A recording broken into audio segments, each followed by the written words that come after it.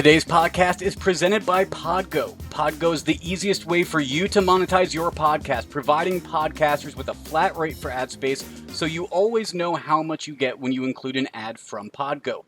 Apply today to become a member and immediately be connected with advertisers that fit your audience. That's podgo.co at podgo.co. And when asked how you heard about Podgo, don't forget to mention Next Best Bet. Now, on to episode 66. Brett, we have a full episode like we have finally been having the past few runs. We have NBA, we have NHL, we have MLB, and a little bit of NFL news as well. How are we doing, though, so far? We're doing well. We made a lot of money on our Monday episode, didn't we, Higgins? Well, you did. You went perfect. I went 2 for 2, walked away with 0.05 units ahead. So technically finished in the green. That's what matters. Let's jump into the hindsight with Higgins real quick. My pick of the pod hit with the Dodgers-Padres over 7.5. I accidentally grabbed that in the morning instead of after the podcast, so I got it at over 8, not 7.5. So hopefully you got the better value than I did when I gave out the pick. My Braves bet lost. My parlay with Calgary and the Rangers lost. Both of those teams lost, so my NHL did not go great. But the Denver Nuggets, that money line won, so a little bit of a silver lining getting back into the green. There you go. My Levy Lock won. The Pacers are on fire in the bubble. Winnipeg won. I may be back on them again tonight. And Edmonton also won for a nice 3-0 podcast. Now let's jump into Beginners Boulevard because we got a lot of picks to give out, so we're going to move a little quicker this time around, Brett. But we're going to talk about the double result, and this is for a few different sports. It means a few different things. So it's typically you pick the winner at halftime and at the end of a game. So was made popular by soccer, picking the halftime and the end game match winner. But in hockey, it's actually the end of the first period and the end of the final game. And I thought it was good to go over this one. It's a little bit more of an intermediate term. It's not one of your more generic style bettings, but you can typically get some pretty good value with it. Yeah, a little 2-for-1 special, the double result. Especially if you think that a team's going to go out and straight dominate the entire time. Typically, the odds will reflect that of being minus 200 or even worse, so it's not great to take on the money line on its own. But if you take it in a double result in terms of halftime and at the end, you might be closer to getting some positive money.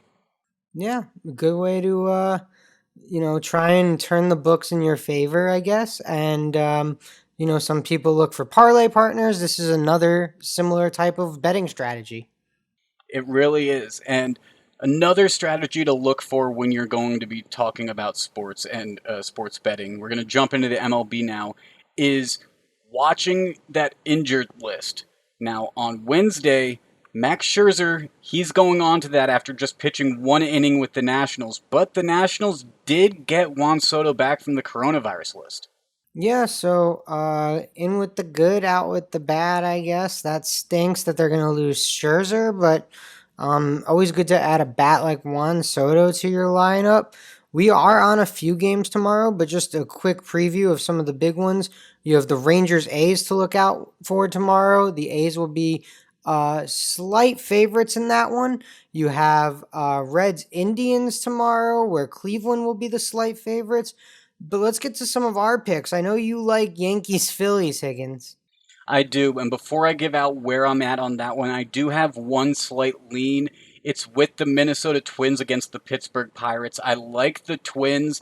They're at minus 120 on the run line, minus 1.5. And if that got to positive money, I might see myself on that tomorrow, but I don't like giving up 2 runs and still being on the negative side in terms of returns. So I'm going to wait and see. Maybe closing line value will be a little bit better there, but right now I'm not on that game. Where I will be, though, is on the Yankees-Phillies game, and this is a perfect example of that. The Yankees are minus 1.5 on the run line, but they got to that positive money. They're plus 100 right now, so I'm going to take that against a Phillies team that has struggled so far, even when they're able to get onto the field.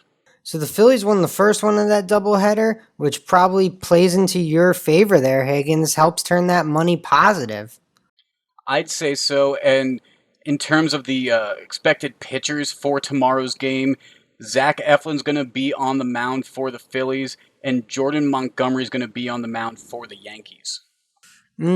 Interesting pitching matchup. Montgomery's pitched. I don't think Eflin has yet. Obviously, the Phillies had a little break with the whole Corona thing. Yep, Eflin doesn't have any stats yet. Montgomery, he went 1-0, and his ERA is sitting at 1.59 though, so he pitched pretty strong to start the year.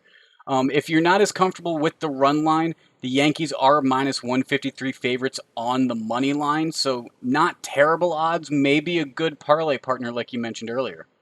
Yeah, there you go. I kind of like the. I mean, how often are you going to get the Yankees at plus 100 at anything? So there might be some good value there. A game we're both on tomorrow, though, in the East, Blue Jays Braves, and we're fighting in this one, Higgins. We are. Now, I like Atlanta at minus 135. Even though Albies recently went on to the IL list, I believe that happened on Tuesday. The Braves, they're still playing really well at home. They're 6-1 in Atlanta. They're 8-4 overall. What does concern me is who they have on the mound. It's Tuki Toussaint, and he in his first matchup did not play that well. He went 2 2/3 innings and gave up 6 runs. I'm expecting a bounce back though, or maybe some run support for him, and the Atlanta Braves still able to get that win. So I'm taking the money line Atlanta minus 135. Well, good luck getting your run support against the Blue Jays starter Nate Pearson, who made his MLB debut in his last start, and he looked really good. He is a flamethrower, hitting high 90s most of his start the last time out. And honestly, I'm just riding the hot hand. That dude throws fire, and I'm getting the Blue Jays at plus 125 because I think, like most people, they think Atlanta might be the better team in this matchup, but sometimes, like a hot goalie, a hot pitcher might be enough to stifle that Braves lineup.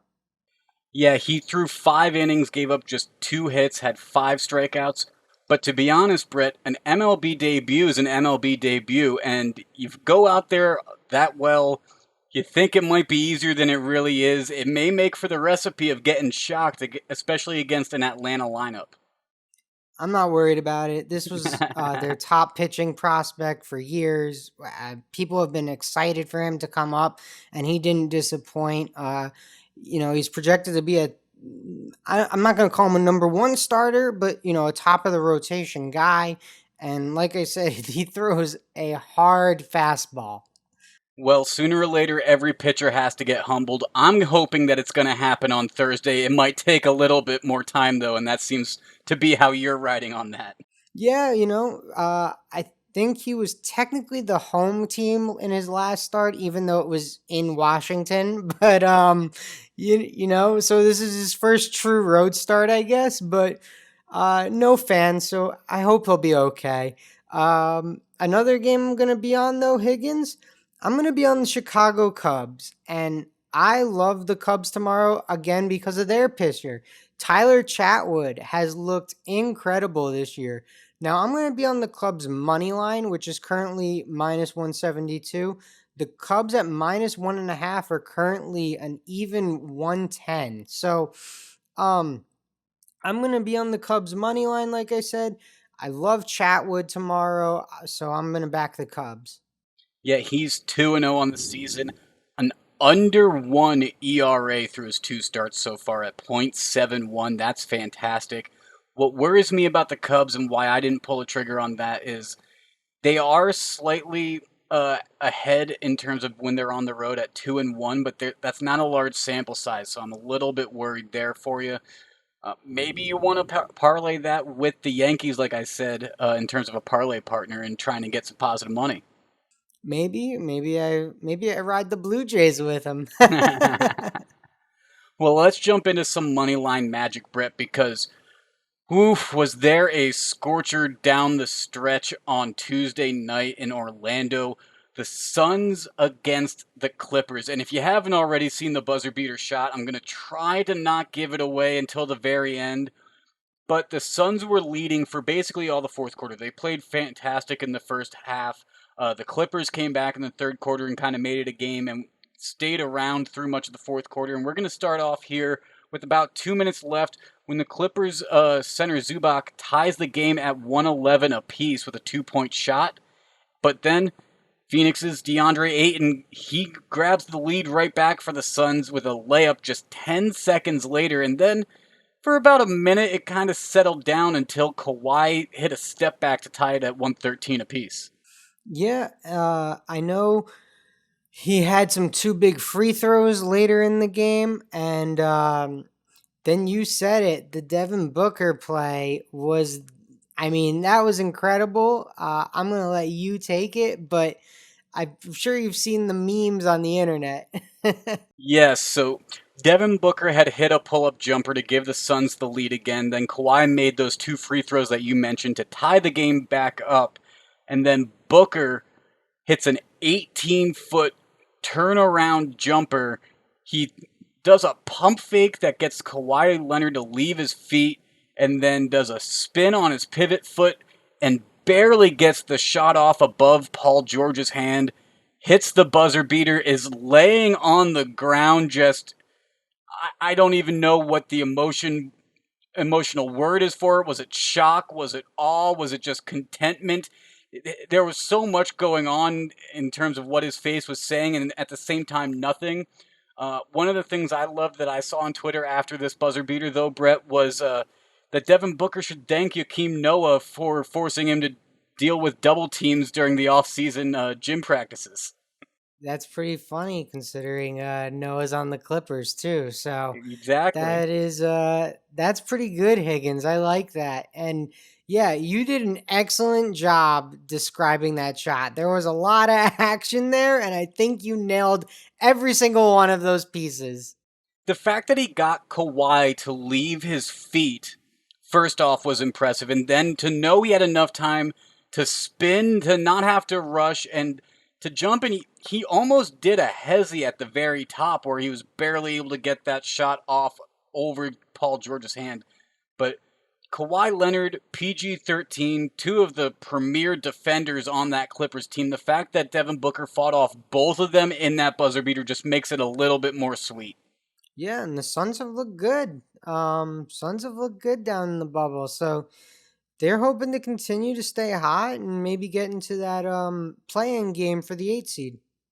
We will see how that goes. We're going to jump into our NBA right now. A little bit of news as the coronavirus bug hasn't hit the NBA. The NBA just released their numbers that they still have 0 positive coronavirus cases since July 29th, which was the last time they released these big numbers.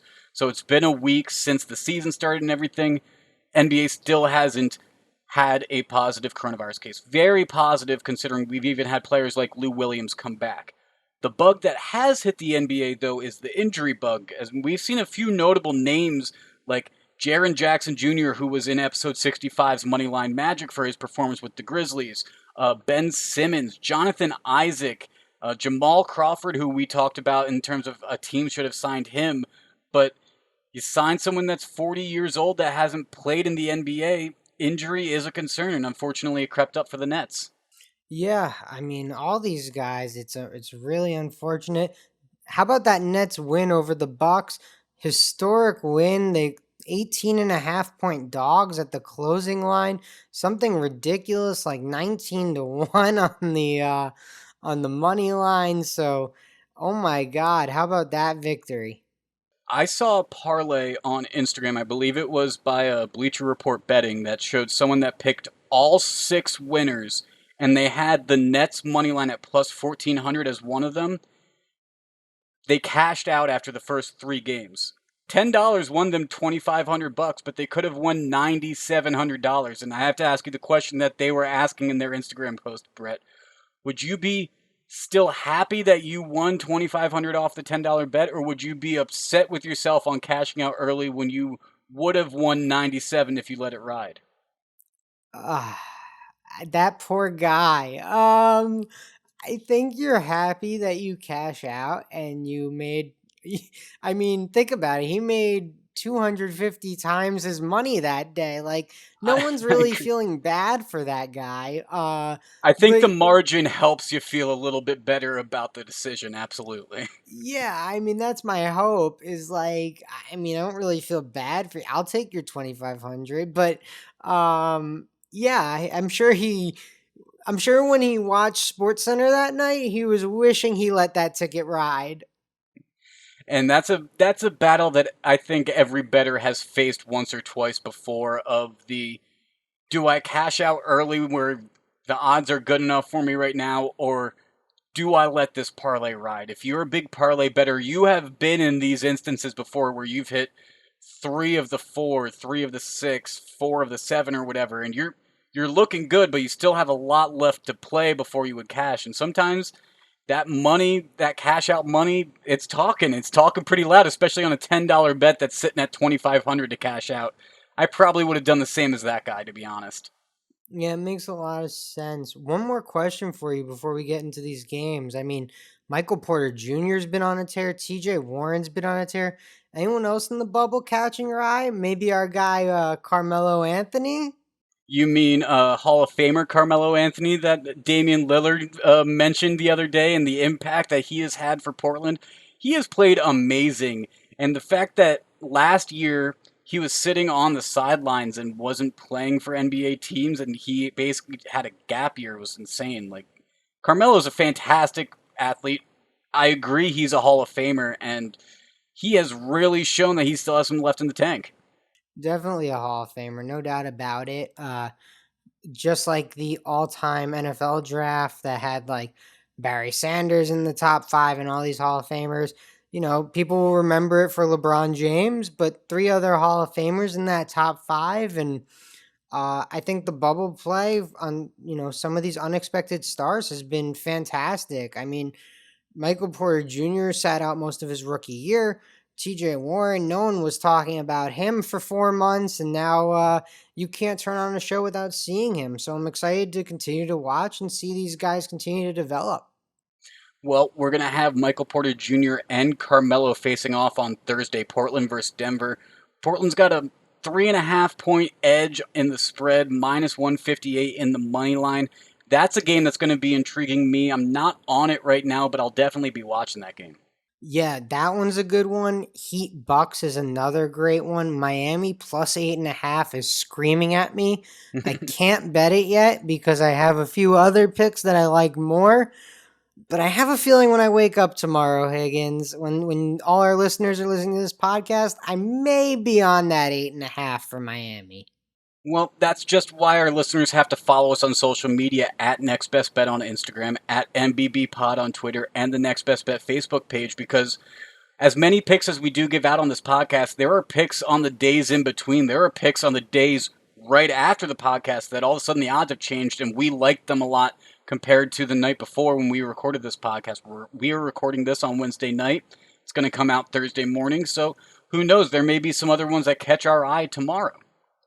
Yeah, and maybe try and get that closing line movement like you mentioned earlier in this pod. But one thing I'm going to be on at the opening line, Pacers Suns. We talked about the Suns and Moneyline Magic. I talked about my love for TJ Warren. Uh, Indiana is -3 on the spread. Indiana is -146 on the money line with Phoenix plus 124. The over under in this one is 228.5. I think the over under is definitely in play for the over here, but I'm going to continue to feed the hot hand and go Indiana -3. Um don't fix what ain't broke, Higgins. And then the game that I am really looking at, Brett, is Clippers versus Mavs. And I gotta say, I am Team Luca. The more I see from this kid, the more it just impresses me. He doesn't ever seem to back down from that big moment. It doesn't matter who he's playing. And so even though they're 4 point underdogs, I'm taking Dallas on the money line at plus 148. And I may even, this isn't an actual hedge, but I may even try to counterbalance that by seeing what the over under is on Luca's points and taking the over on that and betting enough to cover my unit that I'm going to put on the money line there. Yeah, that's definitely an interesting way to play it, and might you could make double your money there. Because if you think they're gonna win, he's probably gonna play well, Higgins. Yes, and I don't have that actual number because the prop is not out yet on the lines that we are looking at on Wednesday night, but that'll probably be out by Thursday morning. And again, like I said with the social media, that's why you follow us there, because if I do find myself on that number, if it's around, I'd say if it's under 30, I'm going to take it. If it's under 30, I'm probably going to take the over. Did you see the triple double that he had? He just had the youngest player ever to have a 20 rebound triple double. And he's a point guard. Yeah, I mean, so obviously he's amazing. It doesn't surprise me. This dude was the MVP of the second best league in the world to play basketball at the age of 19. Most people are in college. I know what me and you were doing at 19, and we were not winning MVP of the Euro League. Maybe of the pong table. Maybe at the pong table, but like that's about it. So the fact that he is, dominating this league, not I mean, surprising, but not the biggest surprise ever. This dude was always talented. We always knew how good he was. I'm sure the teams that are picking 1 and 2 in that draft, although the Suns, Aiton's pretty good, but I'm sure Sacramento's looking back at that draft and going, Trey Young was after us. Luka Doncic was after us. That Trey Young Luka Doncic trade is going to be looked at for a long time to try to determine who that winner is, because I don't think either of those players are nearly done with what they're going to do in this league. Luka has definitely had the hotter start. He hit the ground running, though, because, like you said, he won an MVP at 19 years old. He was used to the professional basketball lifestyle of being a professional athlete, and I think that definitely helped him, even though he was very young when he came over to America and joined Dallas, because his rookie year was just superb, and he's hasn't had a sophomore slump. no, and yeah, Real Madrid's no schlub of a club. That was a nice little. What is that? An onomatopoeia? I think it's a rhyme. A rhyme. I'm an idiot. That's definitely what it is. It's definitely a rhyme. Definitely a rhyme. On that note, let's just jump into the NHL, though, because Brett, your Rangers are no longer in this thing, so maybe you'll have the unbiased eye that'll give us all some direction with the NHL. The Hurricanes swept the Rangers. The Rangers are the first team out of this expanded playoff format. The Hurricanes move on to the Eastern Conference quarterfinals, and the New York Rangers are up for potentially getting that top NHL draft pick that the lottery magically handed to these qualifying losers. Yeah, I kind of said it during game 1 when they started Henrik Lundqvist. I was working for my day job, and I said to the people I was working with that day, I said, I think this is a sign that they want to play for the number 1 pick and also do the right thing by Henrik Lundqvist. And, he's, for my money, the best goalie in franchise history. I know Richter has the ring. Obviously, Eddie is in the rafters as well. But, I've loved watching Henrik Lundqvist his whole career. It was sad to see him in these first round of the playoffs or the qualifying round, whatever they're calling it. He wasn't the same guy, Higgins. He hasn't been the same guy this past year, really. It surprised me, though, because the Rangers had played the Hurricanes 4 times in the regular season. 3 of those times, Henrik Lundqvist had started, and the Rangers were 4-0 against the Hurricanes in the regular season. So for them to get swept in this qualifying round was really surprising to me. But Yeah, yeah, let's Henrik. take a look at how this is going to go, really, because some of these odds, especially on the puck line, are really lopsided, Brett. I mean, Vancouver versus Minnesota. Minnesota's a 1.5 point favorite on the puck line, but they're plus 230, so Vegas isn't really expecting that to happen. You look at the Vegas Golden Knights versus the Blues. Vegas is a 1.5 point favorite, but they're plus 230, so Vegas isn't really expecting that to happen either. These are looking like they're going to be close games, so I don't know what side you really want to be on with that puck line. Yeah, I have to stay away from the puck lines, especially like I feel like in hockey you always get the empty netter at the end of the game until you bet the -1.5. Then they don't score. Yes. Or the empty netter or the six-man advantage actually works, and it cuts it from a two-goal lead to one because they're starting to pull goalies with two-goal leads now to try to come back still. So I agree. The puck line with the empty netter can be very dangerous to play, and I don't find myself on it a ton. I was in the regular season, but I haven't found myself there since the qualifying expanded playoff rounds. Yeah, I will say one game that interests me, and again, it was a team I liked on social media, but Columbus at +140 against Toronto tomorrow. I think Columbus matches up well with Toronto. Toronto's a finesse team. They're playing a lot of games on the same ice. I think these physical teams might have a little bit of an advantage. So I don't know. Columbus intrigues me. I'm not touching it right now. I have another pick on the ice, but just something to keep an eye on. The game that I'm on, I'm fully ready to admit that it is a bit of a homer pick because it's the Flyers against the Capitals. And I mean, the Capitals are extremely dangerous, but the Flyers, they've continued their red hot streak since 2020 has started, really, even in the bubble that they're in right now. And taking them at money on the money line at plus 105, I think is good value considering the Flyers started as the favorites on the opening line. I think there's just been a lot of money that's been put on Washington that has kind of flipped those tables. So plus 105 I think is pretty good value right now for the team that started out as the favorite. Well, I root for you in your homer picks, Higgins. I like when you do it. Everyone does it. It's the toughest part of being a sports fan and a gambler, right? Is like to fade the home team. At least I'm upfront about it. I'm not going to just tell you I'm picking the Flyers. I'm going to say, no, I'm a Flyers fan. I'm picking the Flyers. Just take that with a grain of salt when you look at it. I respect it. The game I'm going to be on tomorrow night's Winnipeg +140. Again, I think Winnipeg has the better goalie. I think they're a really talented team. And, they're playing for their playoff lives tomorrow night or Thursday night. So I'm going to take them with the better goalie playing for their season. By the way, quick note, Brett, I don't know if you noticed, but when I mentioned my homer pick, Husker, who is laying on my bed right next to me, my dog, shook his head rather vigorously. I don't think my dog agrees with my pick. That's weird. The dog didn't like you picking the dog.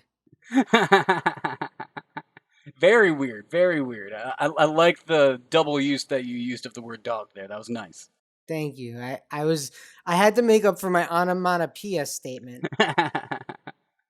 Well, interesting to find you on the Jets for the second night or the second time in a row with these podcast picks because you were on them last time. It did work for you, as we mentioned in the hindsight with Higgins. You had them in episode 65 and they won. So who knows? Maybe this will be forced into the true best of five scenario. Don't bite the hand that feeds you. Well, we will see how these go. Like we mentioned, the other three games are the Canucks versus Wild, Golden Knights versus Blues, and Maple Leafs versus Blue Jackets. So there's 5 games going on in the NHL on Thursday. And so far, I've really enjoyed watching this expanded playoff scenario. It hasn't quite looked like playoff hockey in the qualifying rounds yet, but I'm sure once this opening round is done and they move on to that quarterfinals, that it's going to step up in intensity a lot. Yeah, I keep mentioning it, but you're playing on the same ice all day. It's just going to slow down the game to a just natural extent. It really does. So there's no breaks, like there's no real off days for the ice. I'm sure these players are playing more back to backs than they're normally playing at this time of the year. Obviously, they're normally in the off season, so it's just getting used to it and getting your legs under you, and that's part of it. But I want to get to the NFL really quick before we get out of here, and you mentioned it. Tomorrow's the opt out deadline for the NFL. But we've already seen 58 players opt out. Brett, do you think this opt out deadline holds any weight though? I mean, we saw in the MLB they tried setting a deadline back in June, and then we had Markakis come back. We had Jonas Cespedes leave. We've had players continue to make decisions. I don't know if it really matters whether the NFL is going to set a deadline or not. I think players are going to do what players are going to do. Yeah, I think you're right. And I don't To think you can fault them in terms of their overall health and safety of themselves and their family. No, and to your point, like, yeah, Lorenzo Kane opts out not halfway through the season, but once the season already started, and Marquez opts back in. So, I mean, are we gonna? We might see people opt in. Who knows? It's crazy. I think you said it on your Twitter today that you called that that college football, excuse me, shouldn't be playing, and UConn heard you. Yes, if you don't follow me on Twitter at SnakeJigs, I retweeted something from my day job. I do this segment called That's My Take with Jake, where I basically said let the professionals make their decision if they want to play, but I don't think amateur athletes should be forced to play, especially if there's going to be online classes on most of these campuses. It's not fair to force these student athletes to go to campus and just focus on their athlete part of it in a sense, especially if it's just going to line the college executives' pocketbooks. But UConn, they left. We've seen the letter from over 100 players in the Pac-12. We've seen the linebacker from Penn State, Micah Parson, and the wide receiver from Minnesota, Rashad Bateman. Some big names are starting to roll out with this. I really don't think that there will be a college football season. I don't think there should be a college football season. There might be an opening weekend or two, one or two games, but I don't think they're going to get through these full 10-game seasons, 12-game seasons that some of these conferences are thinking. I think it's going to just get wiped out or basically shut down. Yeah, it's unfortunate for the UConn players that this is happening. It's important to note they're an independent right now, so unlike Notre Dame, they didn't get an invite to a conference, which may play a factor in the decision, may not. To your point, I think should and how much money some of these people will make are two different factors, unfortunately, and people don't always have the best interest of student athletes at heart at all times. But I want to focus more on the betting aspect here. And Rashad Bateman, Micah Parsons, those are some. I mean, we spoke about a Vatech cornerback last week, the cornerback Farley. And, these are talented kids that are sitting out for these programs. So it'll be interesting to keep an eye on the college players that are sitting out as much as the NFL players. And, Bateman obviously looks like he's going to be a first round pick. I mean, that kid was a stud last year for the Minnesota Golden Gophers. No one in that conference could stop him. These are big names. These are leaders of teams. They are arguably names that I would say could potentially affect over under win totals by the hook in a sense. You could go from being a 6.5 win program to a 6 win program and take away the hook or something like that. Honestly, with how much is up in the air right now, I wouldn't touch win totals in the NFL or college football or anything like that, because if you make those bets and they only get 2 to 3 weeks in, but you have some wins under your belt, who's to say if those are going to get refunded or not? I think those are some risky bets. I don't know if I would even bother looking at those right now. I'm not going to. Yeah, I think that's a good point you bring up, especially in the case of Micah Parsons. Like, that's the leader of the defense. So who knows what's going to happen with Penn State. But let's get into our Levy lock, our Higgins POP. I'll bat lead off here. I mentioned Tyler Chatwood. You gave the stats out earlier. I could repeat them really quick. 2-0, 0.71 ERA, 0.79 whip, 19 strikeouts. Tyler Chatwood is on the mound for the Cubs tomorrow. I am backing the Chicago Cubs. I may find a parlay partner. I may just play it straight up on the money line and eat the juice, because when you've got a guy as hot as him on the mound, you just have to ride that hand. And mine is going to be the MLB game that you and I are going to be up against each other on. The Toronto Blue Jays versus Atlanta Braves. Atlanta Braves is the pick of the pod for Higgins. Now, like I said, they're 6-2 at home. Actually, I said at the top of the podcast they were 6-1.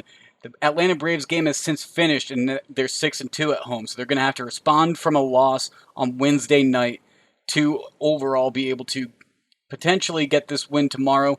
I think you mentioned Nate Pearson. I think an MLB debut has that guy riding a high horse. Might be a prime opportunity with a good Atlanta lineup to potentially shatter those high hopes and bring them back down to reality a little bit. And at minus 135, those odds aren't too far on the negative side for me to be looking for a parlay partner. So I'm going to take that money line on its own. I like it. Real quick, the PGA Tour, or excuse me, the PGA Championship this weekend. Does Jordan Spieth get his career Grand Slam? Yes or no? No. I'm going to say yes. Go Spieth. Get that career Grand Slam. I just haven't seen him playing well enough recently. His name hasn't been close enough to the top of the leaderboard. I haven't heard much discussion about it. Maybe he can be that dark horse that, since the attention hasn't been on him, he can kind of be the surprise instead of have all that pressure on him. But a career Grand Slam would be a hell of an accomplishment for him. So I'll be rooting for it if it happens. I just don't think it will right now. Yeah, Brooks Koepka's the betting favorite at plus 1100. He's going for a three-peat. That's never been done either. So some history to keep your eye on in the PGA Championship. Yes, it is. And I mean, we got NASCAR this weekend. We got UFC this weekend. So there's going to be plenty that is going on. These are all going to be things that we might be giving picks on our social media, though, for they're not going to be on this podcast. So follow us at NBB Pod on Twitter, at Next Best Bet on Instagram, and the Next Best Bet Facebook page to make sure you get all of our picks through the weekend, past Thursday's picks, and even, who knows, on Thursday morning we might throw some more out at you after episode 66 comes out. This has been episode 66, though, Brett.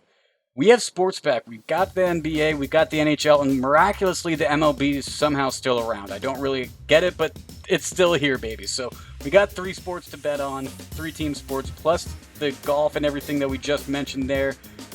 For Brett, I'm Jake. We're going to talk to you after the weekend.